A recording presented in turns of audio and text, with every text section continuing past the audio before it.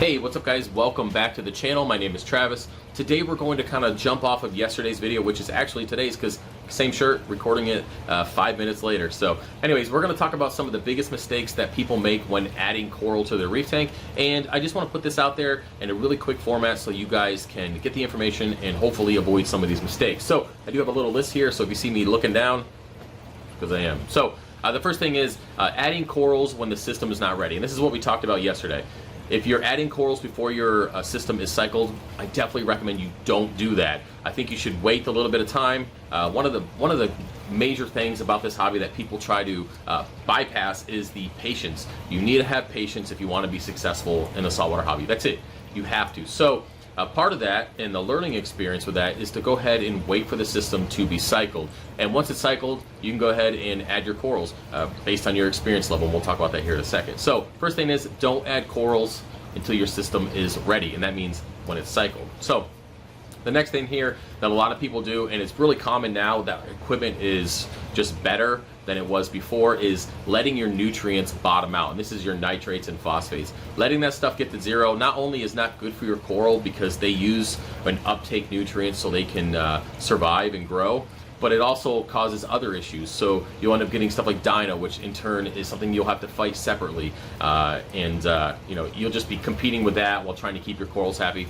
It is not fun, and I definitely don't recommend that you let your nutrients bottom out. And then vice versa, don't let your nutrients get too high. So that means you're gonna have to be strict on your feeding. You gotta make sure that you're testing consistently. You don't wanna let your nutrients get too high because you have a similar effect. You end up having algae grow, which in turn consumes nitrates and phosphates in the water column, in turn starving out your corals, regardless of whatever they are, you soft corals, LPS, or SPS. So don't go too low on the spectrum, and then don't go too high, because you'll end up causing the same effect, eventually starving out your coral and killing them. Next thing on the list here is adding corals when you're not ready for. So adding specific corals that you're just not experienced enough to actually take care of. So if you're just starting out in the hobby and it's your very first tank and you've never had SPS or acropora, don't buy SPS or acropora.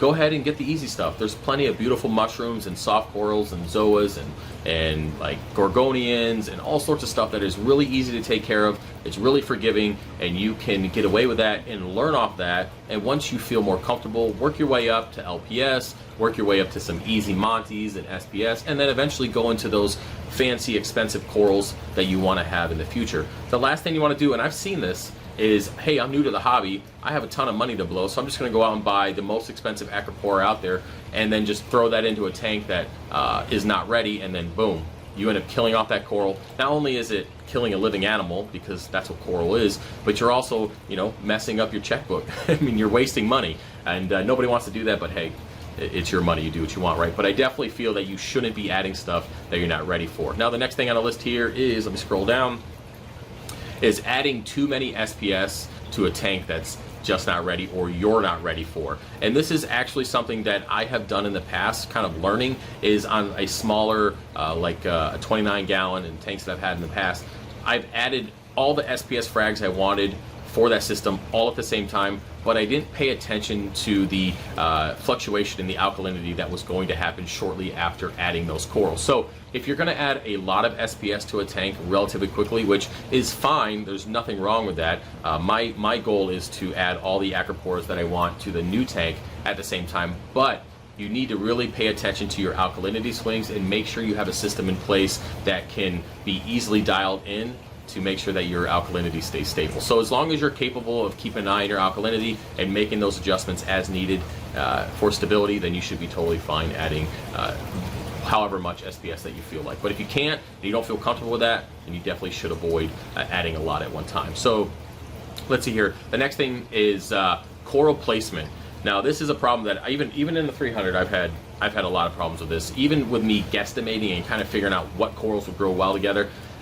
You got to think, this is the box of water, and everything in there is fighting for space and for nutrients and for light, and it's all a competition. It's either you win or you lose, and that's it. So when it comes to corals, if you're putting corals next to others that are just not supposed to be together, example, if you're putting your hammer coral next to an acropora, it's probably not going to work out in the future. We know that the hammer coral is going to win that, and just because it's more powerful. It's got, you know, it's a little bit stronger when it comes to chemical warfare compared to an Acropora.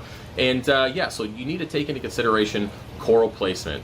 One thing that I like to kind of stick with is if a coral looks like another coral, it's probably okay to be next to each other. Last thing you want to do is put, again, LPS next to an SPS.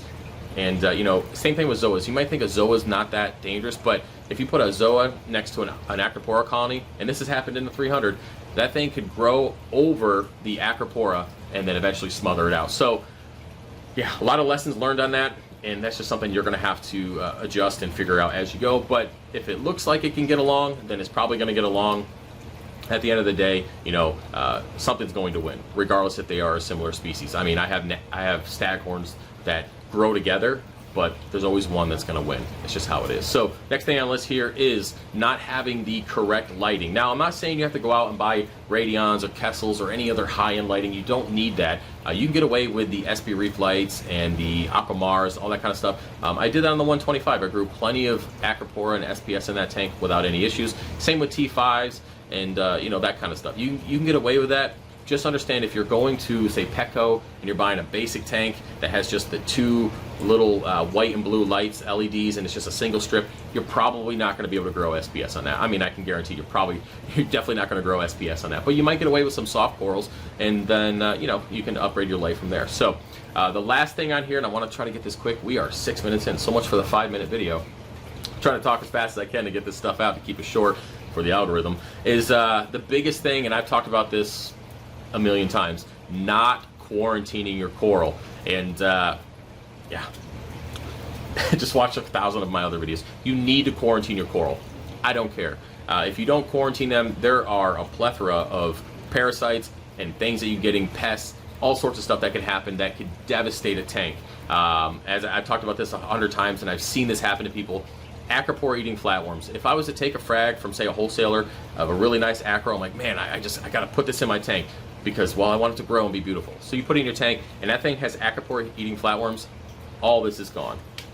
All of this will be gone if I can't get it under control. And that's just one of those pests that you most likely can't get under control. It's devastating. So that's an extreme, but there are other things like flatworms and red bugs and nudibranchs and things that are just really pests that annoy you and eat your coral and cause all sorts of problems. So quarantine your coral for a minimum of 30 days. I do recommend at least 60, but I mean, if you're really that impatient and you got it from a good source, 30 days is fine. And I recommend on top of that, so much for try to keep it under 10 minutes today, Travis.